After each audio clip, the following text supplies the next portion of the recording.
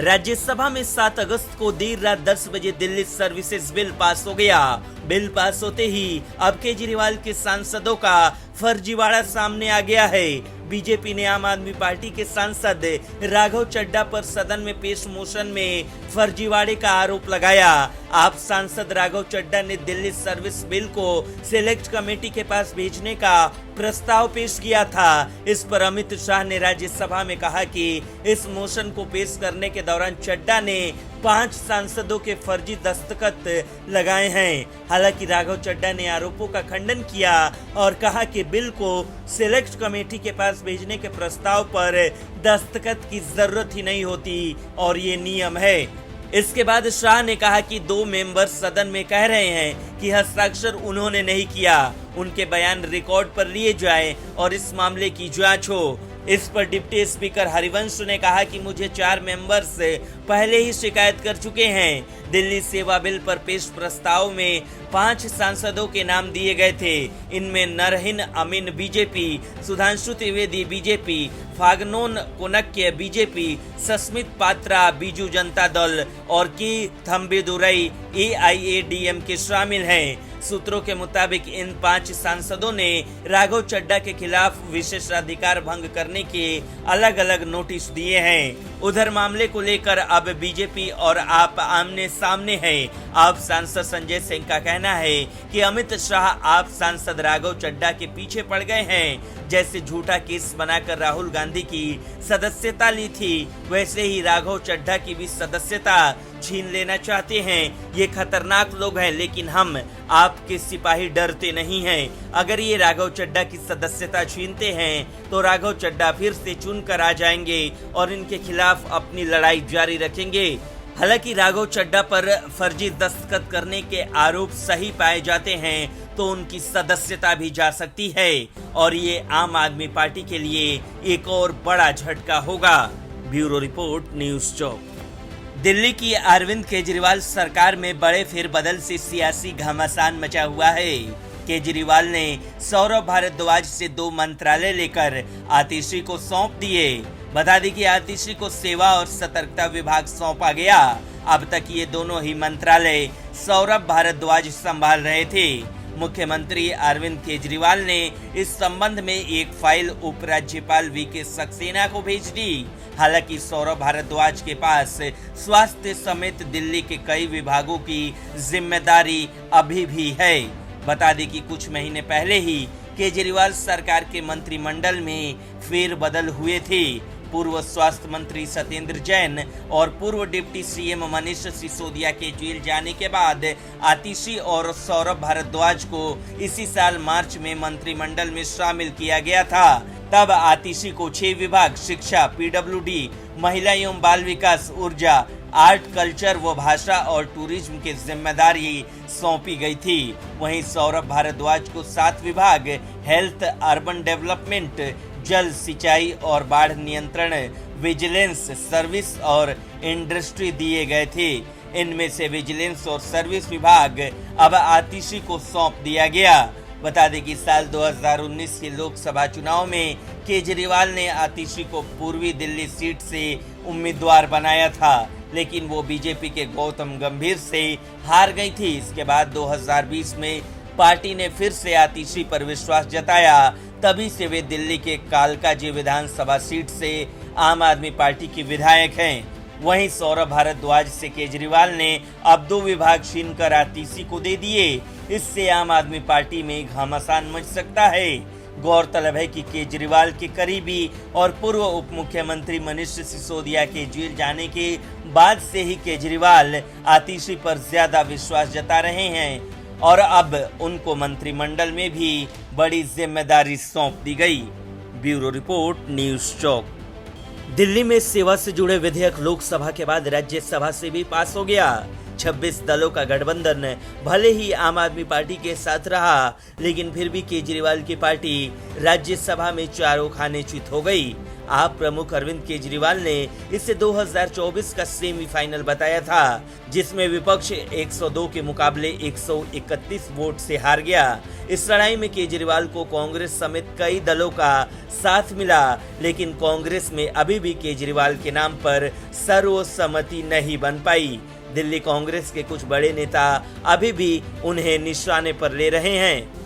पूर्व सीएम शीला दीक्षित के बेटे और कांग्रेस नेता संदीप दीक्षित ने विधेयक के राज्यसभा से पास हो जाने के बाद एक बार फिर दिल्ली के सीएम अरविंद केजरीवाल पर निशाना साधा और तंज भी कसा।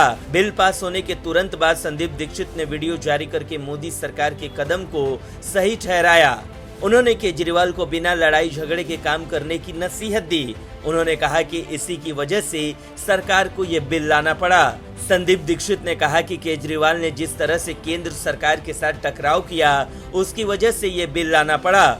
उन्होंने कहा, दुर्भाग्य से जब से केजरीवाल आए हैं, उसने केवल राजनीति देखकर जिस बदतमीजी से, जिस गैर संवैधानिक व्यवहार से दिल्ली को चलाने की कोशिश की, भारत सरकार से बार बार झगड़ा करने की, राजनीतिक फायदा उठाने की कोशिश की, इसी कारण से ये बिल भी आया, अन्यथा ऐसी चीज की आवश्यकता नहीं थी। केजरीवाल को भारत सरकार के साथ मिलकर काम करने की नसीहत देते हुए कहा कि मैं नहीं कहूंगा कि मुझे कुछ संतोष है या कोई वो है कि बिल पास हुआ है या नहीं, लेकिन मुझे लगता है कि जिस स्थिति में लोगों ने समझा था कि दिल्ली में भारत सरकार और दिल्ली सरकार की ओर से साझा तरीके से चलाया जाएगा, इस बिल के पास होने से शायद वो स्थिति बन सकती है। बता दें कि संदीप दीक्षित ने पहली बार केजरीवाल पर निशाना नहीं साधा, वो इससे पहले भी आम आदमी पार्टी पर जमकर हमला बोल चुके हैं। ब्यूरो रिपोर्ट, न्यूज़ चौक। एक तरफ आम आदमी पार्टी दिल्ली में अध्यादेश पर केंद्र सरकार से आर पार की लड़ाई लड़ रही है, तो दूसरी तरफ मुख्यमंत्री अरविंद केजरीवाल और सांसद संजय सिंह को कोर्ट से झटके पर झटके लग रहे हैं। दरअसल दिल्ली के सीएम अरविंद केजरीवाल और सांसद संजय सिंह को मानहानि से जुड़े मामले में अंतरिम राहत देने से सेशन कोर्ट ने इनकार कर दिया। सेशन कोर्ट ने मेट्रोपॉलिटन कोर्ट द्वारा जारी समन पर रोक लगाने की मांग वाली याचिका खारिज कर दी। बता दें कि गुजरात यूनिवर्सिटी की ओर से दिल्ली के सीएम और आप नेता अरविंद केजरीवाल और पार्टी के राज्यसभा सांसद संजय सिंह के खिलाफ मानहानि का मुकदमा दायर किया गया। केजरीवाल और संजय सिंह पर पीएम नरेंद्र मोदी की डिग्री को लेकर यूनिवर्सिटी के खिलाफ अपमानजनक बयान देने का आरोप है। मामले में मेट्रोपॉलिटन कोर्ट ने अरविंद केजरीवाल और संजय सिंह को 11 अगस्त 2023 को अदालत में हाजिर होने का समन जारी किया था। इसके खिलाफ सत्र न्यायालय में पुनर्विचार याचिका दायर की गई थी, जिसे कोर्ट ने खारिज कर दिया। केजरीवाल अब सुनवाई से पहले हाईकोर्ट का दरवाजा खटखटा सकते हैं। केजरीवाल ने पीएम मोदी की डिग्री सार्वजनिक करने की मांग की थी। इस मामले में केंद्रीय सूचना आयुक्त ने गुजरात यूनिवर्सिटी को प्रधानमंत्री की डिग्री सार्वजनिक करने का आदेश दिया था। आदेश के खिलाफ गुजरात यूनिवर्सिटी ने हाईकोर्ट में अपील की। गुजरात हाईकोर्ट ने 23 मार्च 2023 को केंद्रीय सूचना आयुक्त के आदेश पर रोक लगा दी थी। इसके बाद केजरीवाल ने डिग्री न दिखाए जाने को लेकर पीएम मोदी पर हमला बोला। केजरीवाल ने ट्वीट कर ये लिखा था कि क्या देश को ये जानने का अधिकार नहीं है कि उनके पीएम कितने पढ़े हैं। कोर्ट में इन्होंने डिग्री दिखाए जाने का विरोध किया, क्यों, और उनकी डिग्री देखने की मांग करने वालों पर जुर्माना लगा दिया गया। ये क्या हो रहा है? अनपढ़ या कम पढ़े लिखे पीएम देश के लिए बेहद खतरनाक है। ब्यूरो रिपोर्ट, न्यूज़ चौक। दिल्ली सेवा बिल, जिस पर लोकसभा के बाद राज्यसभा में हंगामा मचा है, राज्यसभा से बिल पास ना हो, इसके लिए केजरीवाल एंड कंपनी पूरा जोर लगा रही है। इस बीच केंद्र सरकार ने दिल्ली सेवा बिल राज्यसभा में पेश कर दिया, जिसके बाद राज्यसभा में वो हुआ जिसका अंदाजा आम आदमी पार्टी को भी नहीं था। आप सांसदों और कांग्रेस सांसदों के सामने ही बीजेपी ने विपक्ष को जमकर धोया। पहले गृह मंत्री अमित शाह ने विपक्ष को रगड़ा, उसके बाद रही सही कसर बीजेपी प्रवक्ता सुधांशु त्रिवेदी ने पूरा कर दिया। राज्यसभा में बोलते हुए सुधांशु त्रिवेदी ने कहा कि गुजरात में कांग्रेस का वोट हाफ कर दिया। पंजाब में इनका स्विच ऑफ कर दिया, दिल्ली में साफ कर दिया और आपने इनको माफ कर दिया। आप दोनों किसके लिए साथ में आए हैं, ये दिल्ली की समझदार जनता समझती है। सुधांशु त्रिवेदी ने आगे कहा कि शाम तक सुबह की नजरों से उतर जाते हैं, इतने समझौते पर जीते हैं कि जमीर भी मर जाते हैं। साथ ही उन्होंने दिल्ली के सीएम अरविंद केजरीवाल पर भी निशाना साधा।